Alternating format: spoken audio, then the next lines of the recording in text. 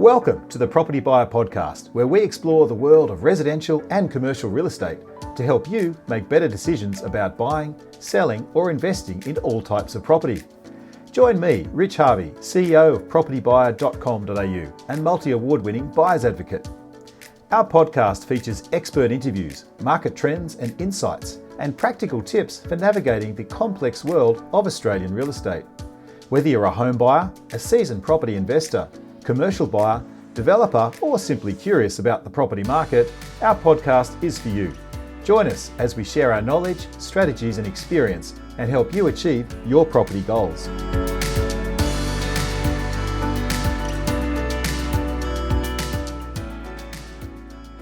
Well, welcome to another edition of the Property Buyer Podcast. I'm Rich Harvey. Thanks for joining us. Today, I'm speaking with one of the most respected and outspoken leaders in Australian real estate, Antonia Mercorella. She's the CEO of the Real Estate Institute of Queensland. Antonia has been a tireless advocate for the property industry in Queensland and right across Australia, influencing policy, championing housing reform, and leading critical conversations around rental legislation, affordability, and professional standards. With her legal background and 2 decades of experience driving policy and industry change, Antonia offers a unique lens on the challenges and the opportunities facing our housing market.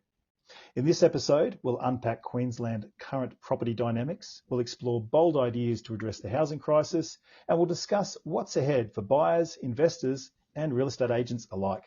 Antonia, welcome. Great to have you on the podcast. Thank you. Good to be with you. Wonderful. Before we dive in, we have a little tradition on our podcast, a Property Buyer here, with a bit of a philosophical bent. I've got a thought of the day that I'm going to throw at you, and I'd love to get your perspectives. Okay, here we go. So no pressure. It's from Florence Nightingale, who says, I attribute my success to this. I never gave or took any excuse. What do you take from that quote? Oh, it's a great quote, actually. I think it's about accountability, owning your own stuff, right? Not looking for reasons to justify lost opportunities or perhaps failures, not looking for excuses, not looking for third parties to blame. It's about owning your stuff. I think. I don't know. Like, you've really put me on the spot, but I think you've nailed it, actually.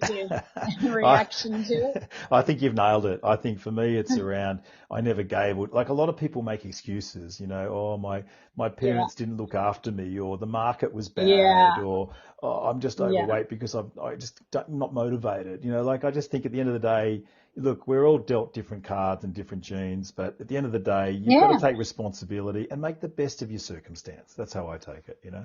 No, absolutely. I mean, I think, there's no doubt that there can be, you can be born into a really loving family. You might be born into wealth. There's all sorts of things you can be born into, and of course environmental factors. But ultimately, I think you've got to own your own life, and you've got to drive your own success. So I think there's something to be said for that. Love that. Fantastic. Well, this is going to be a great podcast, I can already tell. But I'm curious to get a little bit of background on yourself, Antonia, if I may. But can you tell me, how long have you been working in the real estate sector? Tell us about your background and maybe your first job, please. Yeah, of course. Well, where do I start? I guess I'm a lawyer by trade. I was admitted, I did my law degree at Adelaide University. Right. I was admitted a long time ago. I think it was in 99. And so I have practiced, but in fact, I ran a legal practice in South Australia. I guess where I got my start, and when I say I'm a lawyer by background, I should say went to law school, got a job straight out of law school, working for a really well-known commercial firm in Adelaide.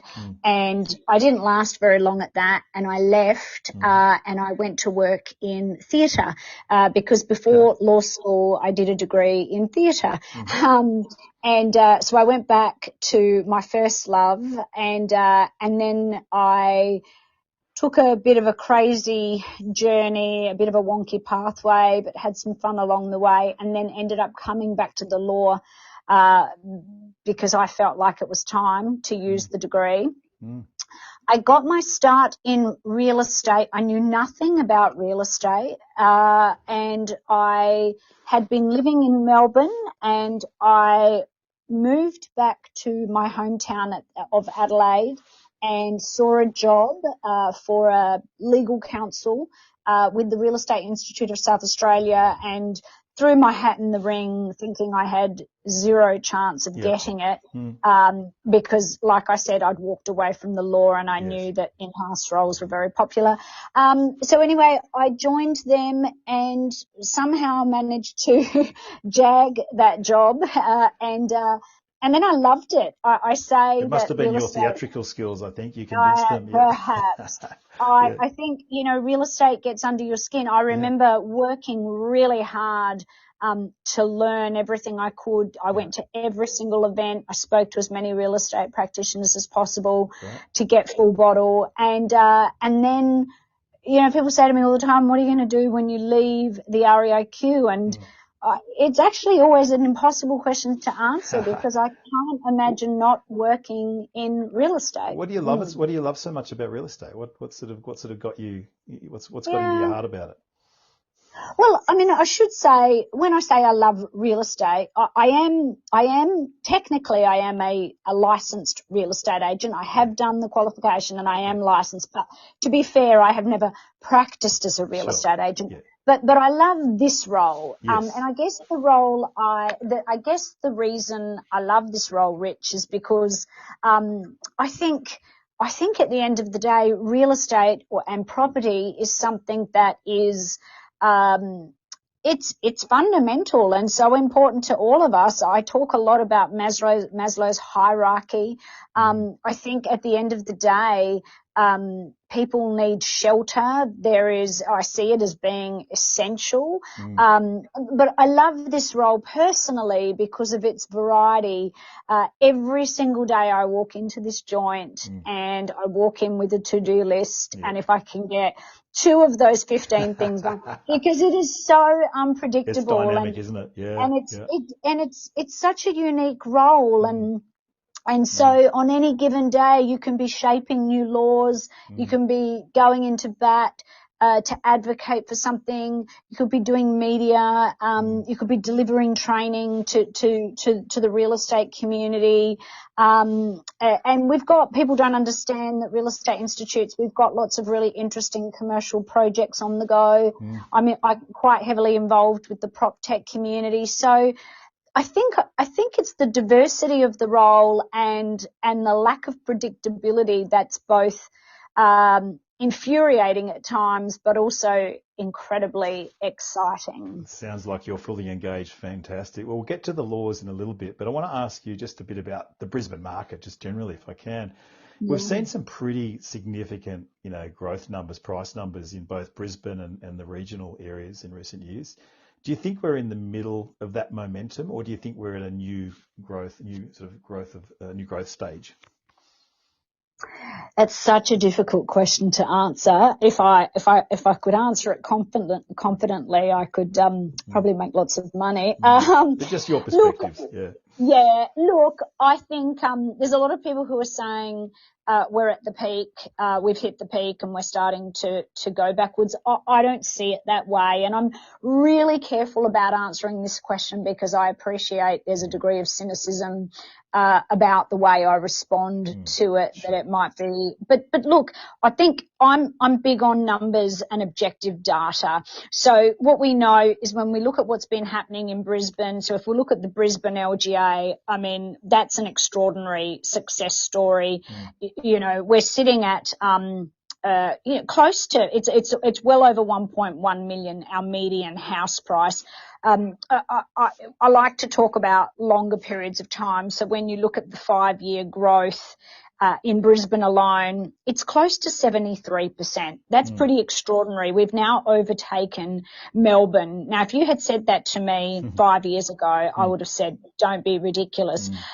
So when people say the market has slowed down, well, it has slowed down in the sense that we're not seeing that same frenetic growth and really accelerated growth that we saw, say, at the peak. You know, if you think about COVID-19, we went into this bizarre holding pattern for a number of months, and then I don't know what happened, but Brisbane and Queensland generally, it just went absolutely I've never seen anything like it. The demand, the price growth we saw. It was crazy, wasn't it, during COVID? It was just so much FOMO, wasn't it? It really was. I think it's really, it's going to be difficult to explain that one day in the future to someone who didn't live through it. And look, to be fair, it's not just about the pandemic. We had been moving at a very modest pace, and we were due for that growth in any event. COVID came along and just accelerated it in a way that we could never have anticipated. Now, some of that was about the fact that there were great buying opportunities. We had been in a really modest market, and we were finally starting to get that uptick. But then, of course, as a result of COVID, the behaviour of Australians, and not just Australians, but our behaviour, the behaviour of the human race really changed, and all of a sudden we had this demand, and not just in Brisbane, I might add. I mean, when we're talking about what's happening, we started by talking about what's happening in the Brisbane market. Now, that's an extraordinary story, but I'll tell you what's happened in our regional centres is just mind-blowing. You know, we've got places that have experienced growth of 85%, 100%. Which ones are you referring to? Do you think have had the best or the strongest growth? Well, places like Bundaberg, for example, that's, and now look, to be fair, we're talking about really affordable markets, but again, 100% price growth in 5 years there. Places like Rockhampton, not far behind at 85%. Townsville, 66%. Gladstone, to be fair, Gladstone was coming off a low base because obviously it's a very resources focused centre. That sort of so these are figures that have outstripped Brisbane. So it's not just a story about our capital city. It's a story about Queensland on the whole. And I think most of your listeners probably know that places like the Sunshine Coast and Noosa. I mean, Noosa is our most expensive housing market. Noosa is more expensive than our capital city. That's pretty extraordinary. So I think suddenly the world went, gosh, there are some really affordable options in Queensland, and it's a great place to live. And I think the other thing that came into play was that suddenly everybody went, actually, Brisbane's a really great, modern, cool city. And all of a sudden the perception about this city started to really change. So I guess what I'd say is it's fair to say that our market has certainly, it's not performing. We're not seeing that kind of growth that we had seen for a number of years there. But having said that, the data shows us that we're still continuing to move in a northerly direction. Just in the last year alone, we still saw growth of 10% in Brisbane. So that's still very, very healthy. But look, we're moving at a more stable pace. There's lots of people predicting another wave of very accelerated price growth. Now, the reasons for that, I think, are exactly what you would expect. People talk a lot about the Olympic Games. It's not about the Olympic Games per se, from my perspective, but I think, I'm not sure that the data tells us that the Olympic Games have an absolutely direct impact on property price. But what I'd say is we know that there's lots of infrastructure that needs to happen in the lead up to the games. That creates jobs. People need somewhere to live. We also know that we have this growing population in Queensland. The demand for property is still furious, and we have a dreadful, we've got when you look at the supply levels and approvals and new construction, it's not anywhere near the, you're not getting that meeting of. No. And so when you think about those sorts of things, those are the types of fundamentals, I guess, that are likely to continue to fuel our price growth. Now, where it goes, that's crystal ball gazing. But look, I think there's still quite a bit of growth left in it, simply because, for the reasons I've just said, demand is still far outstripping supply, and until we can get that supply level to a place where it matches demand, or at least is remotely close to it. We'll come to that sort of supply thing in a minute, but that's a really good answer. And I think just to add to that, I think that Brisbane is very much at a new growth phase personally. Like, my crystal ball answer to that question is, yes, the Olympics is a bit of the icing on the cake, but every time I go to Brisbane, it's no longer that sort of old perception of a big country town. It's a world-class city. Correct. It's got the talk about data. It's got the lowest vacancy rate virtually in the country. Almost as low as Perth, but it's currently at 0.9%. So getting a rental property is very challenging. The biggest factor, I believe, driving demand is the volume of interstate migrants moving from other capital cities and states into southeast Queensland. So that's outstripping property supply significantly. So it used to be that if you had to move to Queensland, you'd take a pay cut. That's no longer the case. I think employment now is much more mobile. So you've got all of those drivers. But you mentioned something just interesting, and I'll pick up on the value proposition. I want to ask you, do you think that investors and people from interstate and overseas still see Queensland as a value play, particularly when you compare prices to Sydney and Melbourne? I mean, Melbourne's median price is all just under the Brisbane price, but Sydney's median's 1.7. Do you think investors see Queensland very much a value play? I think we're still seeing really strong interest from investors. I actually think that the data indicates that investor levels, the confidence from investors has definitely picked up in Queensland. Look, I don't think you're grabbing the bargain that once upon a time you could. I'm not sure that there's too many more bargains to be found. But I think most people, when they think about property investment, are thinking longer term. So I think people understand. You've just mentioned our vacancy rates are obscenely tight. They have been for a long time, and I frankly don't see how that's going to turn around for, frankly, many years to come. So I think when you consider our rental population here in Queensland is very high, much higher than the national average. We've got more and more people looking for rental properties. So I think even though the actual acquisition price has obviously risen, we know that rental prices and therefore yields are still very solid. And I think investors understand that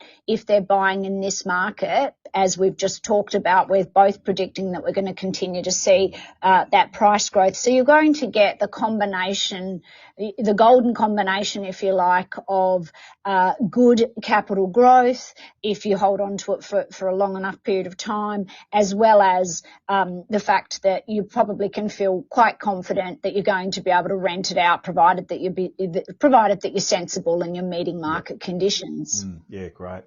I want to ask you a more interesting question, more around the perception of agents, particularly as your role as president of the REIQ. You know, Roy Morgan, they do those annual trust surveys, right? And they rank. I'm very familiar with them. Doctors, nurses, they rank politicians, and they put all these different professions on a trust scale. And unfortunately, for whatever reason, real estate agents often end up at the very close to the bottom, not quite on the bottom. They're often above car salesmen. Do you think that kind of perception of selling agents is justified, and has it changed over time? I feel like I've had this conversation every year, multiple times a year, can I say. Yeah. And it's actually, it actually really pains me that, I take this role very seriously. I think we represent the real estate community here in Queensland, and I want to feel proud of the people that we represent. And I generally do. I wouldn't still be in the gig if I didn't feel that way. So I am sincere about that. So look, I get really disappointed when those perception surveys come out and real estate practitioners fare so poorly. I will say this. Is it fair? Is it justified? Probably not. Not based on my experience. I feel like I've met thousands of real estate practitioners, not just here in Queensland, but in my former gig with the Real Estate Institute of South Australia. And I meet real estate agents from all over Australia, and the vast majority of them are good people who want to get great results for their clients and want to do the right thing by the punter on the other side of the transaction. Yeah. That said, I think we've got to recognise that every time I open a paper and I read a story about a real estate agent, that's going to create impact. Human nature is such that if enough people behave badly, sadly, it will influence your views about that particular sector. So, sometimes it's a little bit of one step forward, two steps back, because I think we've made some enormous progress here in Queensland, and I think progress has been made across the country. And I know that probably every other real estate institute is committed to this just like we are. And I think most of the good people in the real estate community really want to change perceptions about real estate agents. But unfortunately, when you stop to think about what it is that real estate agents do, which is sell the most valuable asset most of us own, or lease, rent out properties to human beings and to their families, that's such an important service. And so there is an enormous responsibility that is bestowed on a real estate professional. And so I think you've got to take that role seriously. That means being committed to it. That means being careful about the language you're using. That means being professional. It means being educated. It means, I talk about this a lot. I say to real estate agents all the time, what you are allowed to do, it's a privilege. You are in an agency relationship. The law classifies the relationship you have with your client in the same way as one that a lawyer has with their client or a medical practitioner has with their patient. Which if you put it in simple words, you've got to put their interests ahead of your own. You have a fiduciary duty. Don't people understand that word fiduciary? It's a big word, but it means act in the best interest of the client, right? Correct. That's right. Fiduciary. I'm Italian, so it's that's right. That word comes from the word trust. It's about trust. And so I think we've got to think about that, and I think we've got to be thinking about that every day. Now, look, what I'll say is I think sometimes real estate agents get blamed unfairly for things. And what I mean by that, and I've had this conversation many, many times with different politicians over the years. So when we look at, say, the rental market, of course, the amount of stress and frustration that exists around those vacancy rates we talk about. Now, we can quote numbers, but there's a story behind those numbers. If you've got a vacancy rate that's sitting at sub 1%, I can talk about those numbers, but what that means is that there's a person and there's a family who are potentially facing homelessness. Now, that's terrifying. Absolutely. I'm a mum with two kids, and if I'm facing the end of my tenancy and I'm trying to find a new property for my boys and I to live in, so I think there's heightened, as you can appreciate, that's going to heighten tensions. That's going to create tensions. When you've got a queue of people at that rental property, you can only give it to one group, to one punter or to one group. And that comes with an enormous responsibility. Now, real estate agents are not to be blamed for those vacancy rates, to be clear, but I do think we've got to really think about, emotional intelligence becomes imperative.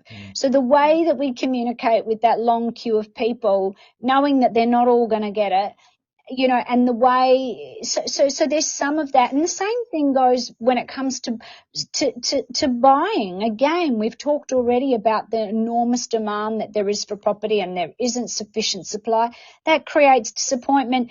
And as human beings, we want someone to blame. And real estate agents become a good target. Yeah, they do.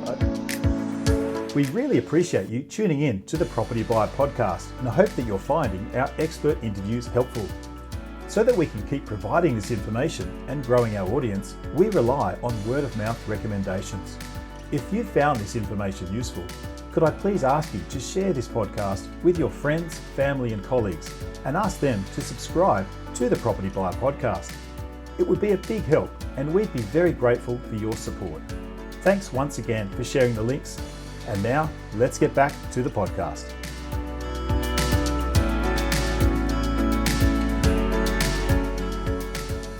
I want to move on to talk a bit more about that sort of agent behaviour. And if you'd read the Sydney Morning Herald or The Age the last 2 weekends, there was a 3-page in-depth investigation into this word underquoting, right? Yes. And it's often mentioned in the media and it's continuing to be a problem. There's some real case studies, particularly in the Sydney market. But do you see this as being a problem in Queensland or not? I'm glad we're not talking about anything controversial. Look, so I think underquoting is, I completely understand the immense frustration that the community feels when it comes to underquoting. So look, I don't think we have. I'm not going to say we don't have any underquoting. I won't be that naive. From my perspective, can I just jump in there? From my perspective as an outsider, because I live in Sydney, right? But we buy in Queensland and Victoria with the rest of my team. Yeah. I don't see it as personally as a bigger issue in Queensland, it's as much as it's a huge issue in Sydney, right? To a lesser extent, lesser to Victoria. So I think it's the biggest issue in the Sydney market. I think so too, and I'll tell you why. So there's 2 reasons. And again, I'm always about being objective about these things. So first of all, the first thing I'd say is we meet with our regulator every 3 months. We have a close working relationship. So we're all about being a really proactive institute.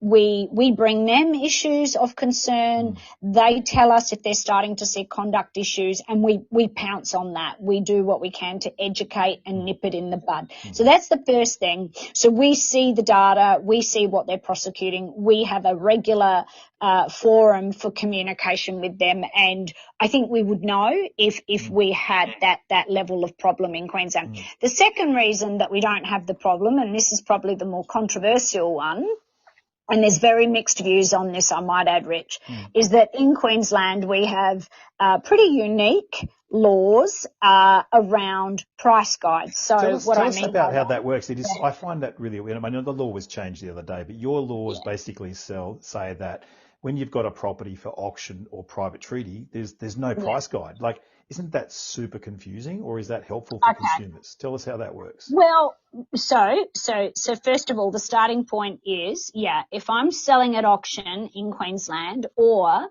if I wish to sell it doesn't have to be auction. I might just be a vendor who chooses to sell, and I say to my agent, I wish to sell without a price. So if either of those scenarios apply, then real estate practitioners in Queensland are not allowed to give a price guide. So they can't advertise a price, but it's more than that. If they're asked for a price guide, they can't make any representation about the price or the likely selling price.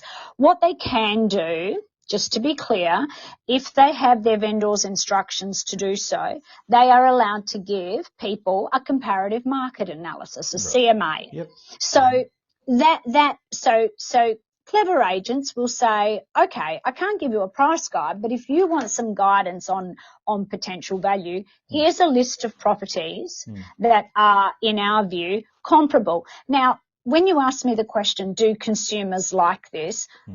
I'm not going to lie. No consumer likes to go into a store, identify that they want to buy something, and then guess about what they need to pay. So, of course, consumers want price guides. I'm the first to acknowledge that.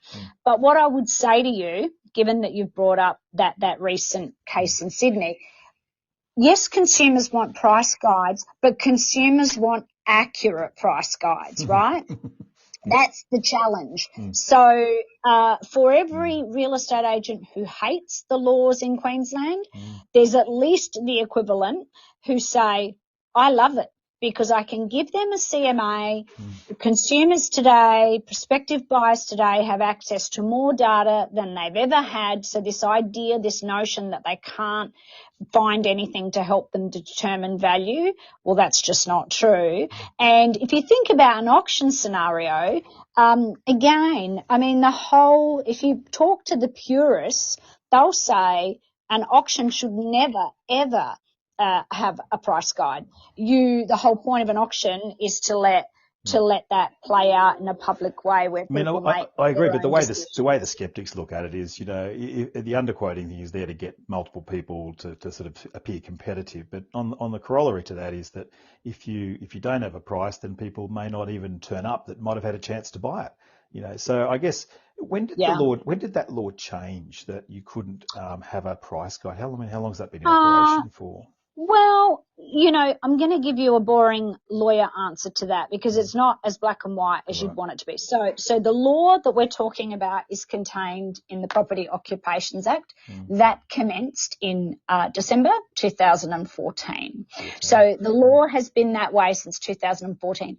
Having said that piece of legislation I've just cited, that replaced something called the Property Agents and Motor Dealers Act, and arguably that law existed even previously. So I can tell you when I got here to Queensland some 14, 15 years ago now, having grown up in Adelaide and then lived in Melbourne, I was really surprised at the fact that I arrived. It was sort of January 2011, and I was struck by the fact that there were no price guides in Queensland as a general rule. And I said, what's this about? And so I don't actually think it's new.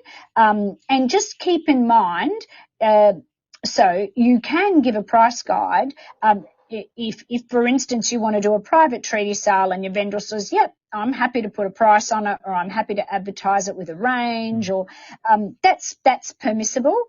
Where those strict limits come in is where you're conducting an auction, or where you are, or where you've got a vendor who says, I actually want to sell without a price, no price. Okay, interesting. Yeah, well, thank you. It's obviously a difficult topic to discuss, but in a perverse kind of way, it makes certainly a strong role to have a buyer's agent helping you to work through all the noise and the clutter. But buyer's agents, as we know, have been quite a growing force in the industry. What's your perspective on the role of buyer's agents in the typical real estate transaction? Yeah, look, I think it's for me, it's a logical progression. Again, if I think about, I think often selling agents, their role is not understood by the community. I think buyers or prospective buyers want the selling agent to help them. And of course, we encourage selling agents to be helpful to the extent that they can without breaching their obligation ultimately to their principal, to their client. I think the beauty of, if you think about a selling agent who's acting for their vendor, they're acting in their vendor's best interest. I think it makes sense to find a buyer's agent who's acting in your best interest as the buyer. And also, I think we're not talking about going, I use this example all the time. We're not talking about buying a pair of shoes. We're not talking about wandering into a shoe store and spending $100 on a pair of shoes. We're talking about one of the most significant decisions we're likely to make in our lifetime. And also, we don't, as a general rule, most of us don't transact property every year. or every few months. So we don't have the expertise. We don't understand the terms of the contract. We don't understand the types of due diligence we should be conducting. We may not be great at negotiation. We might feel really afraid and feel like we don't have equal bargaining power and all of those sorts of things. And I think that's where a buyer's agent becomes really critical. And I think what's interesting is we've seen buyer's agency that's been a more common phenomenon. That's the right word. You got it. And thank you.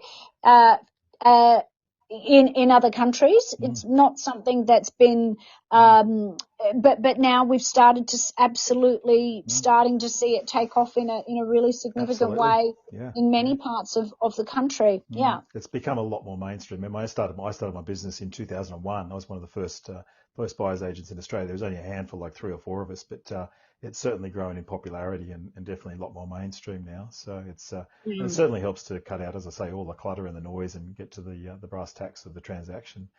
I'd like to just move on now we did mention undersupply, and there's been a lot of discussion about what causes undersupply, but do you have a view of what's causing the real bottlenecks in our housing supply or housing crisis situation? Do you think it's the planning regimes? Do you think it's developer confidence, construction costs, or what do you think is the main bottlenecks?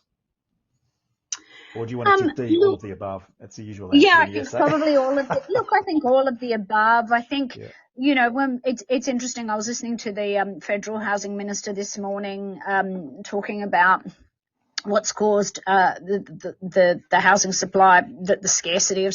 So look, I think you can't point the finger at just one thing. Absolutely, at a local government level, all of that red tape, all of those processes that you need to go through from a town planning perspective, Of course, there's massive room for improvement there, but I think pointing the finger at one factor is incredibly unfair.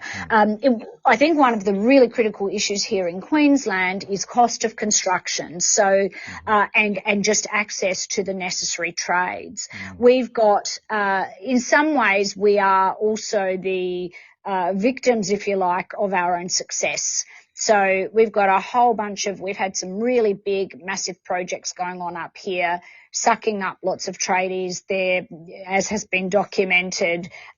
These are projects where they get incredibly generous, I guess, pay structures and allowances and that framework. And again, I don't want to get political, but we've had an inquiry into productivity, and some comments have been made around some of those unionised workforces and the impact that's having on productivity. And so, we've now got an interim report out about that confirms what many of us already knew, which is that Queensland is the most expensive place when it comes to construction. So it's not a title. Can I give you one example? Because I recently built a town or 2 townhouses in Brisbane. And my original quote, I think it was like 2.5 years ago, almost 3 years, it was about $800K to build the 2 townhouses. However, when it came time to actually sign the build contract, guess what? It had gone up by 30%. Now the build contract was going to cost me $1.1 million. So an extra $300,000, which I had to do. That's right. So I went ahead and we built it, and it took, almost 15 months to get the flipping things done. It would have taken you longer than first planned exactly. as well? We actually bought it DA approved. So fortunately I already had it, didn't have to go through that process. But I also am doing another development with a partner of mine in northern New South Wales. And it's taken 2 years to get through council. Council have been objecting every step of the way. It complies, everything. It's just that this particular council, I won't say which one, has just gone, we're anti-development. So it's very difficult. Like, it's not just one, as you say, one thing. It's a whole bunch of things, So it's a whole bunch. And if it's not council, it's the constituents, right? The NIMBYs, not in my backyard. Not in my backyard. And look, to be fair, we're all human beings. Once you've got something, you want to protect your patch. You want to protect your value. What I find fascinating is we're all having these conversations about where are our kids going to go live, how are we going to solve this housing crisis. Isn't it shocking? Government needs to do more. But I actually think the community, part of the solution is the community accepting that actually particularly in Queensland, our population is growing. If we all want our kids, our loved ones, our friends, to have a place to live, land doesn't magically emerge, unfortunately, within the areas. That's right. You're going to have to accept higher density. You're going to have to accept that, and I'm not suggesting we become a city where it's apartments in every street, in every suburb, but I think we have to accept that we've got to probably change our perceptions and our expectations about the way that we live. I think what's fascinating about Australians is that and I think when you move outside of our borders, you really notice this. I mean, we have just been so blessed. These massive backyards that many of us have grown up with, the size of the houses we're building are they're enormous. I think we're building the biggest houses in the world. And we're constantly saying, I need more space. And then you travel, you go to Europe, you go to Asia, and you realize some of these places are far more densely populated, and they're literally living on top of each other, and seemingly that's working okay with them. So look, I'm not suggesting that we want Australia to become that, but I do think we've probably been very fortunate and somewhat indulged, and now we're wanting somehow, we like to point the finger at politicians and say, you lot need to fix this. And I'm always the first to do that, by the way. I'm not shy about that. We can't have our cake and eat it too, as you say. The community's got to adjust their perceptions. I think as a community, we've got to accept that.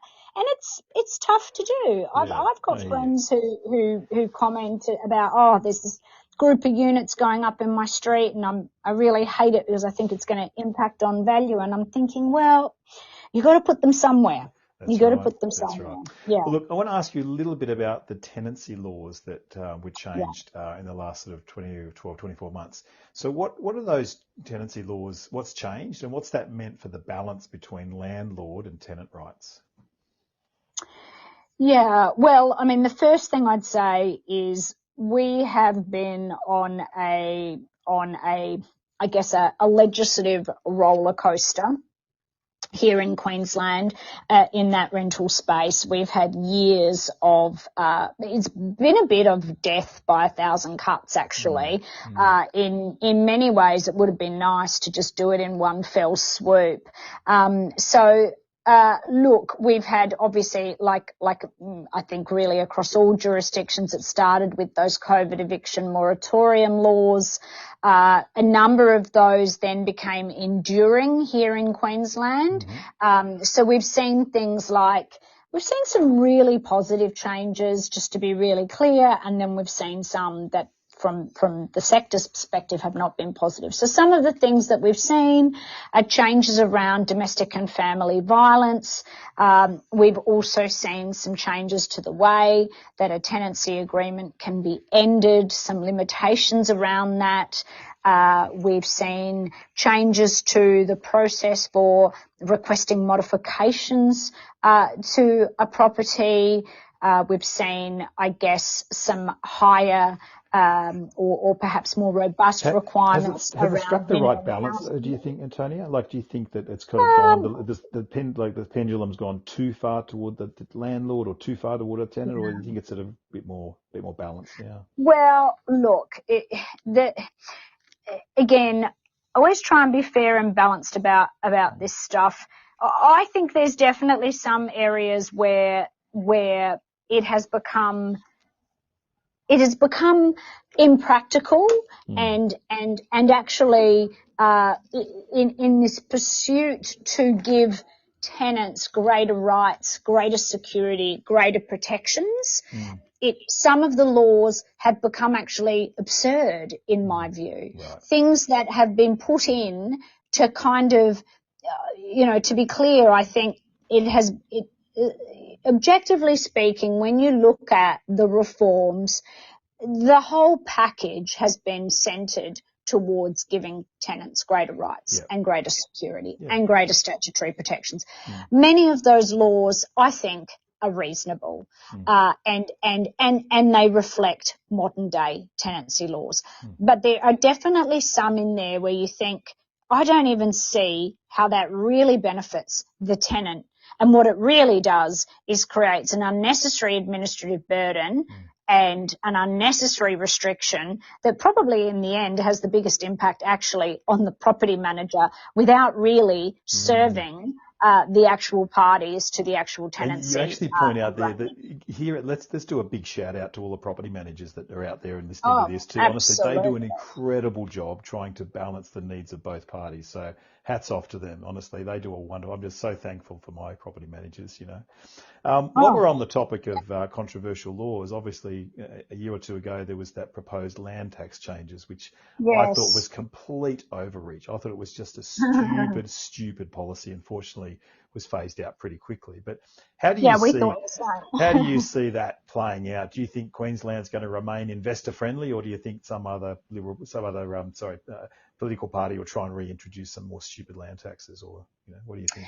Yeah, well, look, obviously we fought pretty hard on that one, and we were thrilled when that was abolished. Yeah.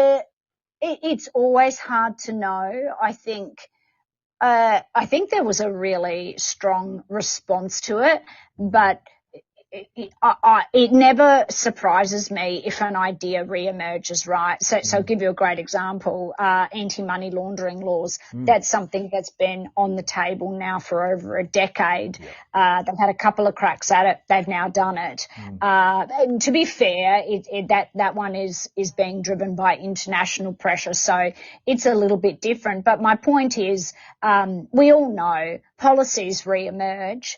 Someone might decide to dress it up slightly differently. I think there might have even been some treasurers in other parts of Australia thinking, let's see if we can do that for ours, and then we get triple or quadruple taxation across land tax regimes. I mean, it's just anyway. But I hope the sensibility will reign in that sense. But it was good to see it repealed.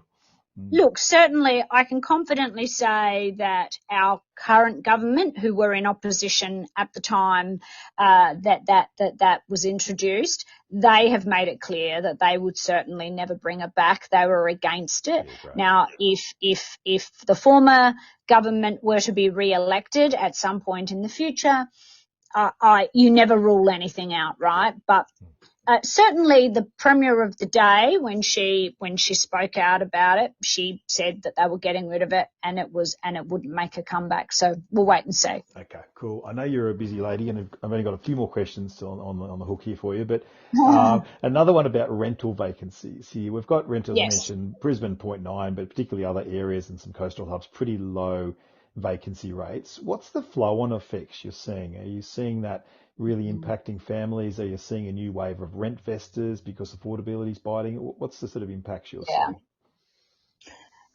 We're seeing all sorts of things.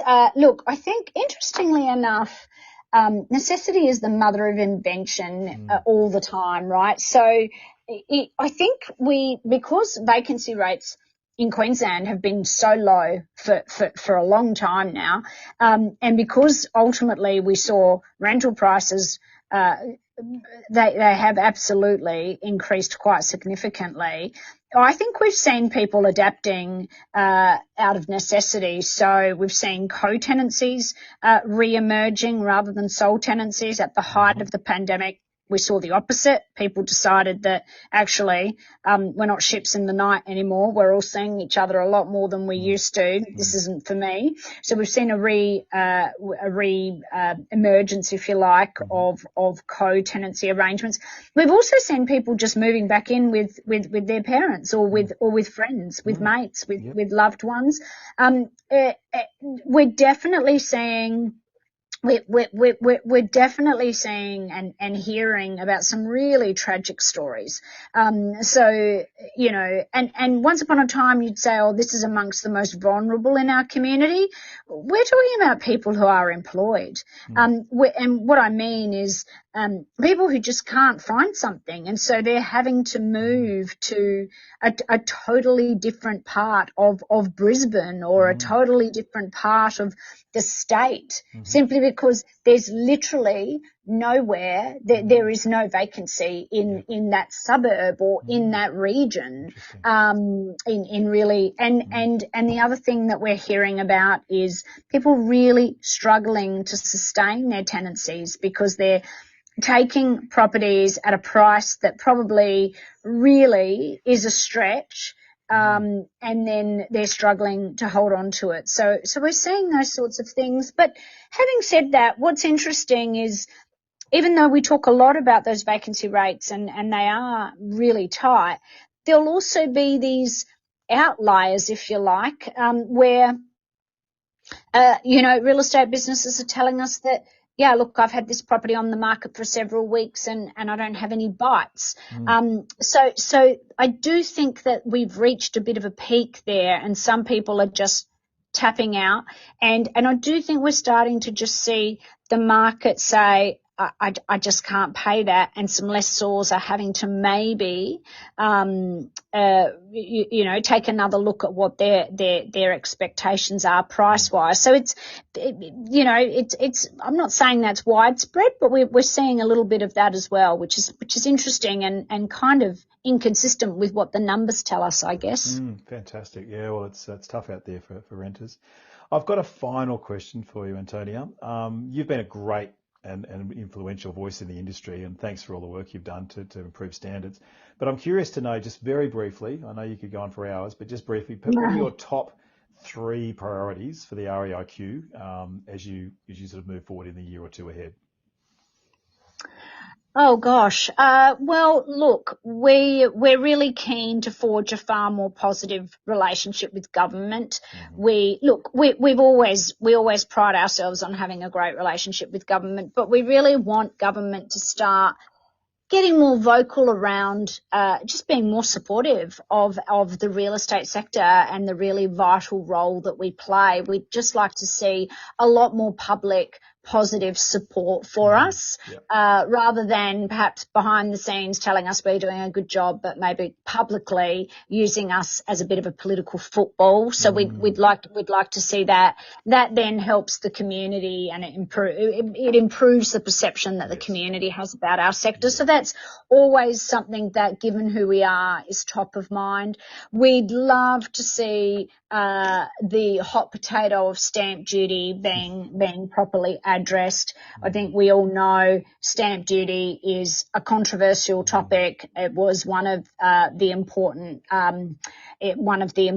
arguments made in the Henry tax review. I think state governments know that they have become addicted to this. I think the problems with stamp duty, the problems that it causes to the punter who has to pay the stamp duty, the mobility impact it has, and then of course the lack of reliability for a state economy. So we'd love to see that, and we think that needs the federal government to come to the party and lead that. We need to see stamp duty reform across all jurisdictions, and it probably needs to be influenced by the feds. And then, look, in terms of the third one for Queensland, we've just had only months ago, in fact only a month ago, we've got mandatory professional development, CPD, for real estate professionals. So for us, that's been 10 years plus in the making.